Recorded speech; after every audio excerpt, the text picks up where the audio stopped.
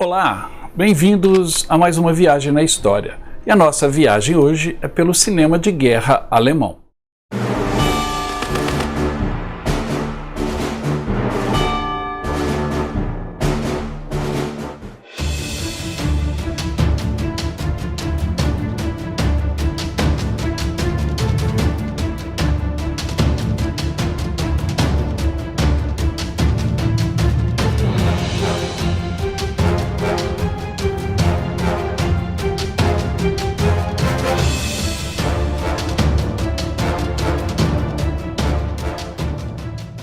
Obviamente, o cinema de guerra alemão ele é sempre um pouco amargo, as histórias são um tanto quanto tristes, como se os alemães estivessem purgando um pouco dos pecados que cometeram durante a Segunda Guerra Mundial. Então todos esses filmes apresentados aqui nessa lista têm essa característica, com exceção do último, que é uma comédia, mas também uma comédia amarga.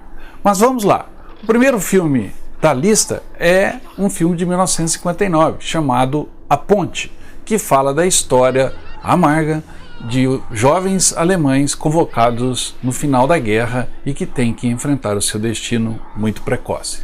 No filme, um grupo de meninos alemães recebe a ordem de proteger uma pequena ponte em sua aldeia natal durante os meses finais da Segunda Guerra. Caminhões de soldados derrotados e cínicos da Wehrmacht fogem das tropas americanas que se aproximam, mas os meninos, cheios de entusiasmo pelo sangue e honra da ideologia nazista, ficam para defender a ponte inútil. Esse filme comoveu uma geração de alemães que estava crescendo por volta de 1960. O filme, como eu disse, marcou essa geração e teve uma refilmagem em 2008 feita pela TV alemã, que também é muito interessante.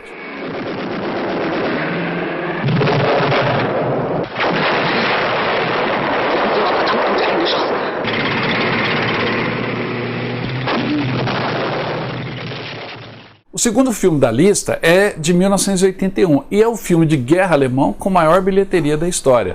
Trata-se de um clássico do cinema chamado O Barco, Inferno no Mar, sobre a guerra de submarinos. O filme se passa em 1942 e a frota de submarinos alemã está fortemente engajada na chamada Batalha do Atlântico, onde perseguem e destroem a navegação de barcos aliados. Com o passar do tempo, os submarinos alemães são implacavelmente caçados pelas escoltas dos comboios aliados. E aí, a história da tripulação de um desses U-Boat é mostrada no filme, examinando como esses submarinistas mantiveram seu profissionalismo como soldado e tentaram cumprir missões impossíveis, ao mesmo tempo em que tentavam entender e obedecer à ideologia do governo ao qual eles serviam. Das Boot foi inspirado em um livro que foi best-seller na Alemanha e na Europa, e também gerou duas séries de TV, uma recente que está disponível na Amazon Prime com o mesmo título, Das Boot.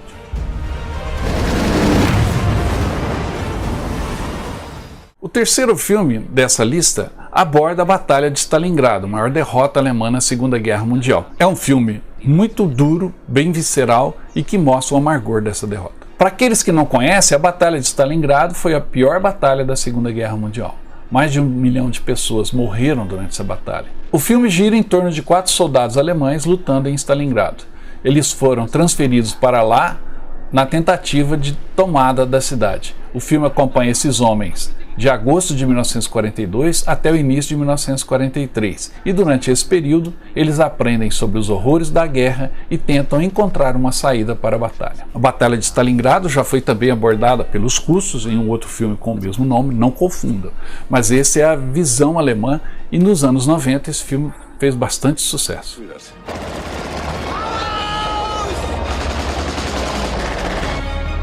Im Namen des Führers.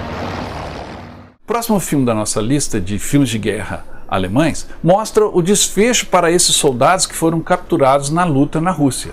Aborda a história de um prisioneiro que, após fugir do campo de concentração na Sibéria, percorre 14 mil quilômetros tentando voltar à sua casa na Alemanha. O filme se chama Até Onde os Meus Pés Me Levarem e mostra toda essa odisseia desse alemão. O prisioneiro de guerra Clemens Forel, um soldado alemão durante a guerra, é condenado a um campo de trabalhos forçados no extremo leste da Sibéria. Depois de 4 anos trabalhando nas minas, ele foge do campo, isso em 1949, e tenta voltar para casa para sua esposa e filhos. Por 3 anos, ele viaja pela Sibéria e por todo o caminho. Uma odisseia de 14 mil quilômetros, tendo como pano de fundo uma paisagem desolada e inóspita, cercada de perigos humanos ou animais, e constantemente luta contra o pior que a natureza pode jogar sobre ele. Forel faz seu caminho passo a passo em direção à Prússia e à tão almejada liberdade. Ist die Kraft seiner Sehnsucht. So weit die Füße tragen. Outro filme sobre a guerra, feito pelos alemães e que também fez muito sucesso no mundo inteiro, inclusive ganhando muitos prêmios, é o filme que aborda o final de Adolf Hitler na Berlim cercada pelos soviéticos. O filme se chama A Queda. Em abril de 1945, a Alemanha estava à beira da derrota, com os exércitos soviéticos se aproximando pelo oeste e pelo sul. Em Berlim, Adolf Hitler proclama que a Alemanha ainda conseguirá a vitória e ordena que seus generais e conselheiros lutem até o último homem. Downfall, ou A Queda, explora esses dias finais do Reich, onde líderes alemães começam a desertar do seu amado Führer, em um esforço para salvar suas próprias vidas, enquanto outros juram morrer com Hitler. Obviamente, esse é um dos filmes mais amargos a falar da guerra para os alemães, porque mostra o desfecho final para o regime nazista. Morgen schon werden mich Millionen verfluchen, aber das Schicksal wollte es nicht anders. E se o desfecho foi amargo para Hitler e toda a sua trupe, imagine então para o cidadão comum alemão que ficou à mercê dos soviéticos quando esses adentraram na cidade. O filme Uma Mulher em Berlim, feito pelos alemães em 2008, captura exatamente esse momento difícil na história alemã. A base para o filme é um diário mantido por uma mulher anônima de Berlim quando os russos invadem a cidade. Ela está na casa dos 30 anos, é uma jornalista patriótica com credenciais internacionais e seu marido, um oficial do fronte russo que está desaparecido. Ela fala russo e por 1 ou 2 dias após a invasão mantém-se segura, mas então os estupros soviéticos começam.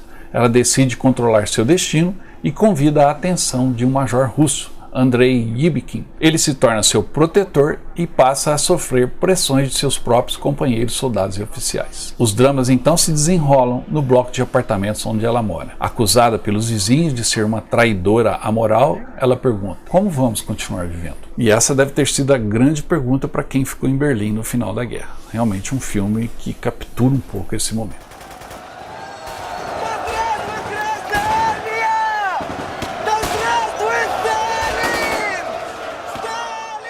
Mas esses momentos finais da Segunda Guerra Mundial ainda reservou outros dramas para os alemães. O maior naufrágio do mundo em número de vidas perdidas aconteceu exatamente nesse momento. E os alemães produziram em 2008 um filme contando a história do Gustloff, William Gustloff, que era o nome do navio que carregava mais de 10 mil pessoas que estavam voltando da Polônia, de Gdansk, indo para Kiel, na Alemanha. E esse navio foi torpedeado por um submarino russo e mais de 9 mil pessoas morreram no naufrágio. O afundamento do Gustloff é um dos momentos mais tristes desse final da Segunda Guerra e é abordado nesse filme feito pela TV alemã. O Gustloff foi o transatlântico de passageiros maior e mais elegante do Terceiro Reich. E quando foi colocado em serviço, passou a evacuar civis alemães da Polônia enquanto os soviéticos estavam avançando nos últimos dias da guerra. Carregado com 10 mil passageiros amontoados em todos os espaços disponíveis,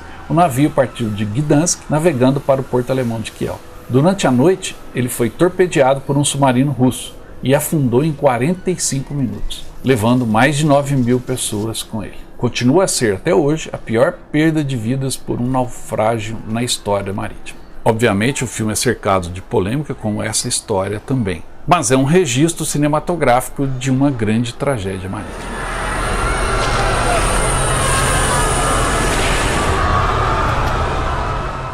Em 2010 foi lançado um outro filme de guerra abordando uma tragédia, nesse caso uma tragédia pessoal, que atingiu um indivíduo. E esse indivíduo era simplesmente o campeão de Hitler, Max Schmeling. O boxeador da Pomerânia, Max Schmeling, é um cavaleiro justo e corajoso e tornou-se campeão mundial e herói de toda a Alemanha no início dos anos 1930, quando derrotou ninguém menos que o americano Joe Louis, um grande campeão de boxe, e foi promovido pelo regime nazista como um herói daquele momento. No entanto, após lutar novamente com Louis em uma revanche nos Estados Unidos, Max é derrotado. O regime, então, tira todos os seus privilégios e o manda para o fronte de batalha, esperando que seja morto em combate. No entanto, ele sobrevive à conquista de Creta e, ao libertar um prisioneiro britânico, involuntariamente salva sua própria pele. O filme fala exatamente sobre isso, sobre o amargor da derrota e também sobre a retomada e o renascimento das cinzas, como a própria Alemanha renasceu após a Segunda Guerra Mundial. É um filme bem simbólico. Ich muss Ihnen doch nicht erklären, dass dieser Kampf zwischen Ihnen und Louis kein gewöhnlicher Kampf ist. Siegen Sie für den deutschen Boxsport und fürs Vaterland. No entanto, essa retomada alemã, ela sempre ficou impregnada pela culpa do passado, como os próprios filmes alemães, acho que quase todos esses que a gente está analisando aqui, carregam no seu roteiro, na sua história, um pouco do amargor dessa culpa.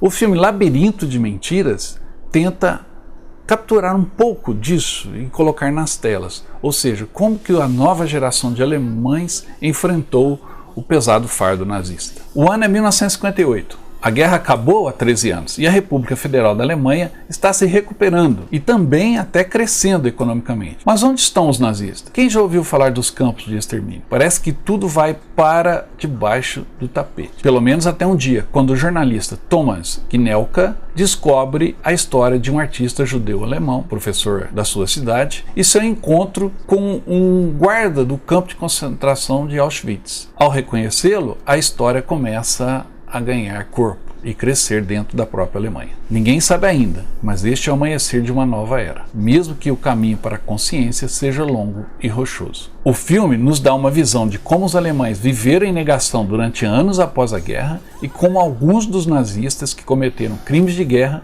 viviam suas vidas normais como se nada tivesse acontecido. Essa purgação de seus pecados pelos alemães ganhou nesse filme um peso muito grande e impregna toda a história. O filme nos prende do começo ao fim, enquanto o personagem principal, o advogado, começa a investigar e descobrir cada vez mais esses pecados que até hoje impregnam a sociedade alemã. Ich will, dass diese Lügen und dieses Schweigen endlich aufhören. Auf das Leben nachher.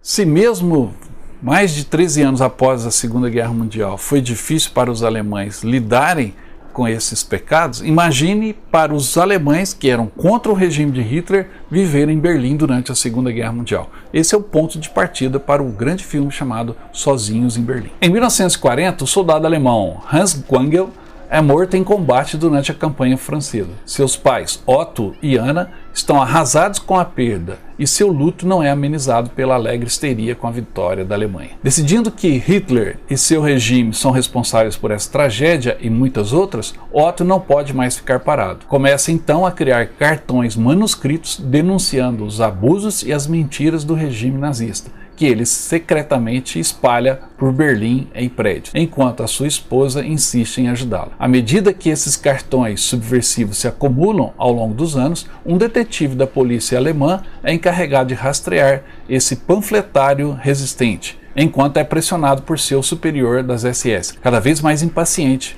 pela prisão desse traidor. Toda a tensão dessa perseguição, enquanto Otto resiste ao regime e continua a escrever os seus cartões de protesto espalhados por Berlim, marcam todo o filme e nos prendem nessa história real e de muita resistência. So we wait for our friend to make a mistake.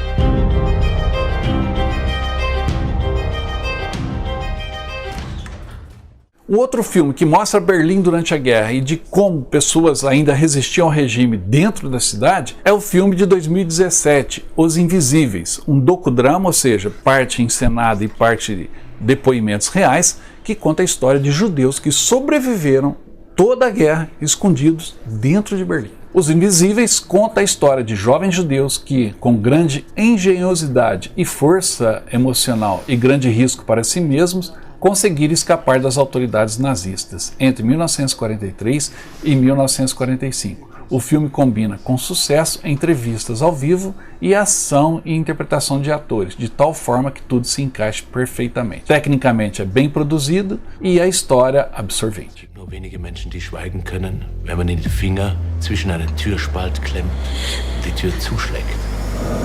Ich hab doch gar nichts gesagt. Und warum fragt mich der Metzger dann, ob wir einen jüdischen Jungen bei uns versteckt haben? Se em Os Invisíveis quem sobrevive são judeus escondidos em Berlim, no outro filme de 2017 chamado O Capitão, quem luta pela sua sobrevivência é um soldado alemão perdido no finalzinho da guerra que encontra um uniforme de capitão das forças alemãs e tenta sobreviver com essa nova identidade. Durante as semanas finais do Terceiro Reich, um desertor do exército tropeça em um uniforme de capitão nazista abandonado. Recém-encorajado pelo fascínio de uma roupa que ele roubou apenas para se aquecer, ele descobre que muitos alemães seguirão o líder, seja ele quem for. O filme é baseado na história verídica de um soldado alemão de baixo escalão que assume o posto de capitão. Essa concepção de que os alemães seguem o líder por todo lado é uma tremenda crítica à sociedade alemã que viveu durante o regime nazista. E o filme tem muita força.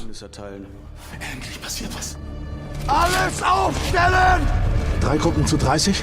Na, dann halten wir uns besser ran.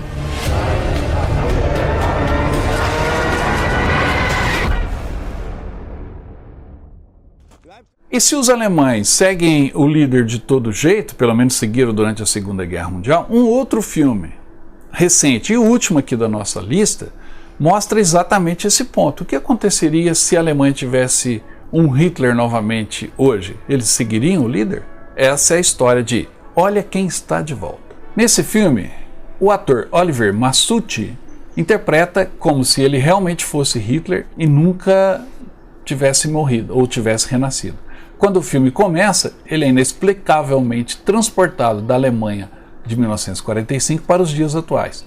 No início fica um pouco confuso, mas então desenvolve um plano para voltar à política e levar a Alemanha para o futuro. Nesse sentido, ele conta com a ajuda de um cineasta desempregado e juntos eles viajam por todo o país, conhecendo pessoas, conversando sobre políticas e se torna um fenômeno da internet. Para onde isso tudo vai nos levar? A ideia do filme parece muito desagradável, totalmente desproposital, mas no entanto, a história consegue ser engraçada e muito mais do que isso, um comentário político ácido e não tão desagradável como você pode imaginar. Isso ocorre principalmente porque algumas das pessoas no filme não são atores e suas reações a Hitler são incrivelmente reveladoras. Repetidamente as pessoas concordam com esse Hitler e suas ideias malucas, enquanto outros apenas pensam que é uma piada engraçada ou mesmo sem graça. E essas reações são realmente fascinantes e estão no filme. Além disso, a maneira como a televisão o atinge e a sua mensagem é uma verdadeira denúncia da falência moral de muitas pessoas na mídia.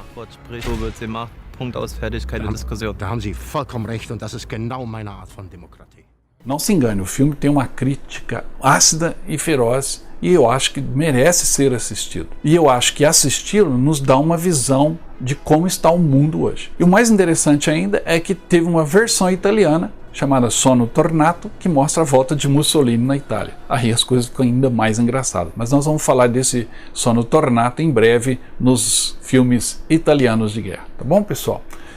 Era isso a nossa lista de filmes alemães. Espero que tenham gostado. Obrigado pela sua atenção. Se inscreva no canal se não está inscrito. Dê um like no programa. Comente, mande o seu feedback para nós e espalhe aí o Viagem pela História nos seus grupos de WhatsApp, nas suas mídias, tá? Para que a gente possa crescer cada vez mais. Muito obrigado.